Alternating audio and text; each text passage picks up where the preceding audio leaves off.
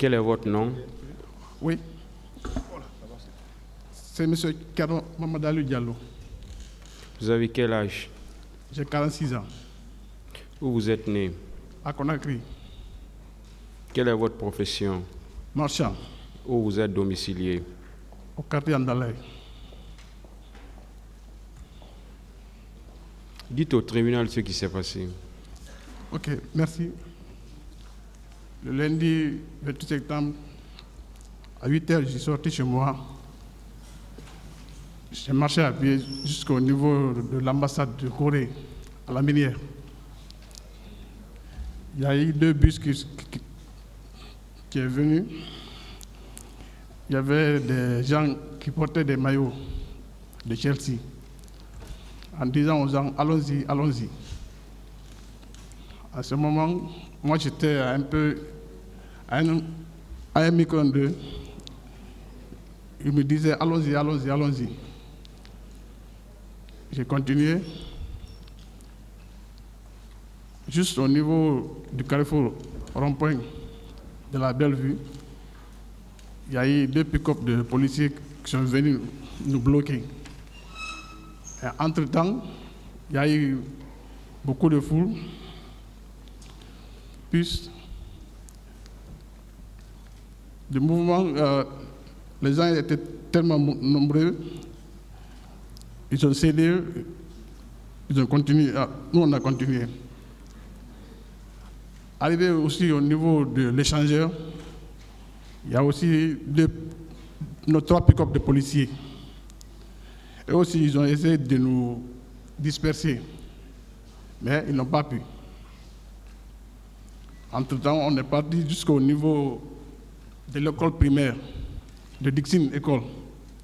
C'est là où on a trouvé les gens de M. Keboro qui ont mis une ceinture en disant aux gens de se retourner. Il n'y a pas de marche, il n'y a pas de meeting. Mais entre-temps, au fur et à mesure, la foule s'agrandissait.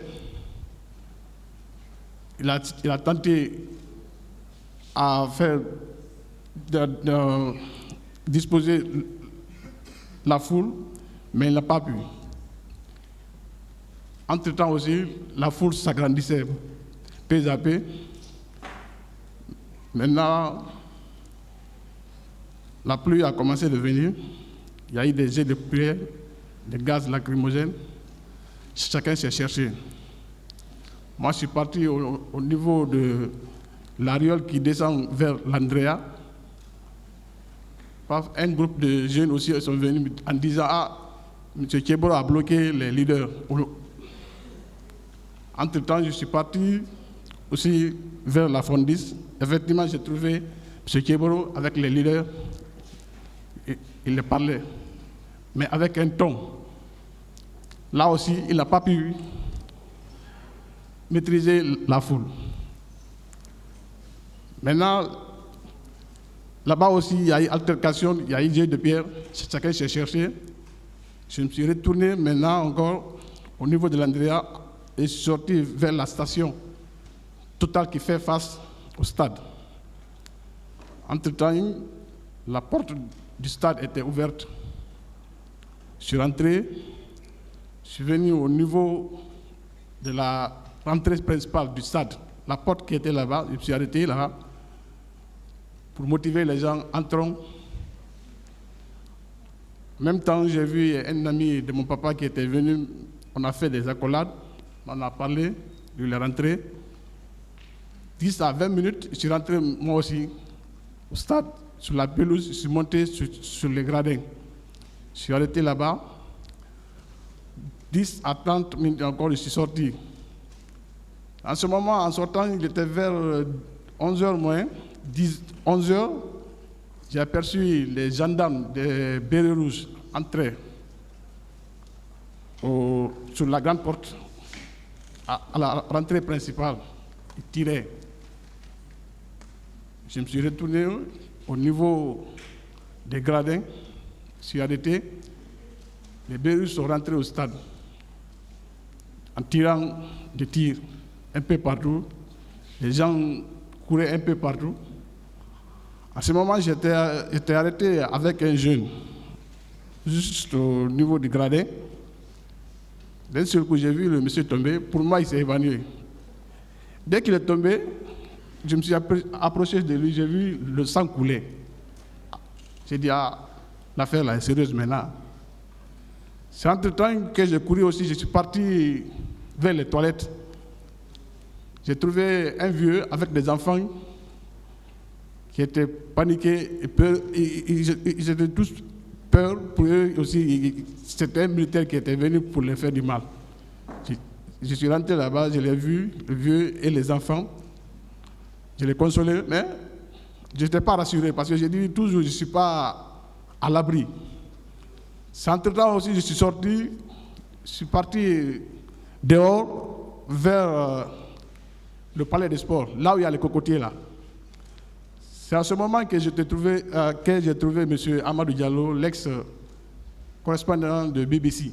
Il était arrêté avec son sac. Il y a un monsieur que je me connais aussi, lui était venu aussi avec lui.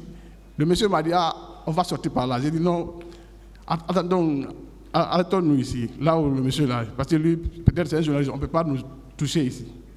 Mais entre-temps, tout le monde, les gens fuyaient un peu partout, ça tirait un peu partout. J'ai eu peur, j'ai quitté vers le monsieur là, je suis parti à la sortie de la SIG. Là-bas aussi, c'était impossible de sortir. Je suis venu au niveau de Marokana. Là-bas aussi, c'était bloqué. J'ai essayé au moins 4 à 5 issues, mais toutes les issues étaient complètement bloquées. Entre-temps, j'ai décidé maintenant de sortir vers le stade annexe. En partant vers là-bas, j'ai vu une femme qui était allongée à terre, le bras cassé. Elle disait, aidez-moi, aidez-moi. Je l'ai regardé, je me suis regardé, j'ai dit, ah, je ne peux pas, comment je peux la sauver? Moi, je ne suis pas sauvé, comment je peux la sauver? Je l'ai regardé, elle était complètement abattue. Je l'ai aidé pour remettre sur son bras en position. Entre-temps, j'ai vu des bérets rouges venir vers moi, j'ai fui. Je suis parti, j'ai vu le mur qui sépare le stade annexe et le stade. J'ai grimpé le mur qui faisait 2 mètres et quelques de long. J'ai escaladé, j'ai sauté, je suis rentré au stand du stade annexe. En ce moment, j'ai couru aussi pour la sortie de la porte principale du stade annexe. J'ai trouvé aussi un monde fou. Il y a des gens qui voulaient sortir. Il y a d'autres qui étaient tombés. Les gens marchaient sur eux. Les militaires, les bérets rouges, les gendarmes étaient arrêtés devant la porte avec leurs fusils en baïonnette. Tous les gens qui voulaient sortir, soit tu sors, tu touches la baïonnette, ou bien on te fait du mal. Maintenant, les gens qui voulaient sortir, ils ont vu le mal, mais ils voulaient se retourner. Les gens aussi qui voulaient sortir, il y a eu l'altercation là, il y a eu bousculade. Les gens sont tombés, j'ai vu un tas d'hommes couchés. Il y a d'autres qui sont morts, il y a d'autres qui cherchaient à se remuer pour sortir là où ils sont, mais impossible. C'est en ce moment moi aussi, je suis rentré dans la panique là. À un moment, on m'a bloqué. Je suis remonté. Je n'étais pas en bas, je n'étais pas en haut, presque. Ma respiration est bloquée pendant quelques secondes. Je me suis débattu là-bas, débattu. Heureusement, je suis sorti. Dès que je suis sorti, je me suis rencontré avec un gendarme. Là, le monsieur, dès qu'il m'a vu, il m'a dit de ôter mon t-shirt. Parce que j'avais un maillot de Syrie nationale à l'époque, qui est un maillot de Pascal Fendeno. Il m'a dit d'enlever le maillot. En enlevant le maillot, juste la malchance que j'ai dit aussi, les gens de Koundara ont débarqué. La pick-up de Koundara, dès qu'ils m'ont vu, j'ai dit embarquez-le. Ils m'ont embarqué. Il y a un béret rouge qui est venu, il voulait m'attacher. Il a attaché mon bras droit là. Il voulait attacher aussi le bras gauche. J'ai dit, ah mon frère, s'il te plaît, il ne faut pas m'attacher. Je ne suis pas un voleur. Il m'a compris. Mais il m'a giflé. Il m'a dit de monter. J'ai obtempéré, je suis monté. Entre-temps, ils ont amené d'autres aussi. Ils m'ont trouvé dans la pick-up. Il y a eu un de mes coéquipiers qui était avec eux, ils l'ont attaché. Mais lorsque j'étais dans la pick-up, j'ai vu des camions, des pick-up. Presque, je peux dire, il y avait tous les corps qui étaient à l'alentour du stade, qui insultaient, qui tiraient à l'air. Des propos, je ne peux même pas parler ici. J'ai même vu un militaire qui était là-bas, qui avait des courriers comme ça sur la tête, et ici, il avait un fusil, les fusils des Beyrouth là, petits fusils comme ça là. Énervé, insulter les gens.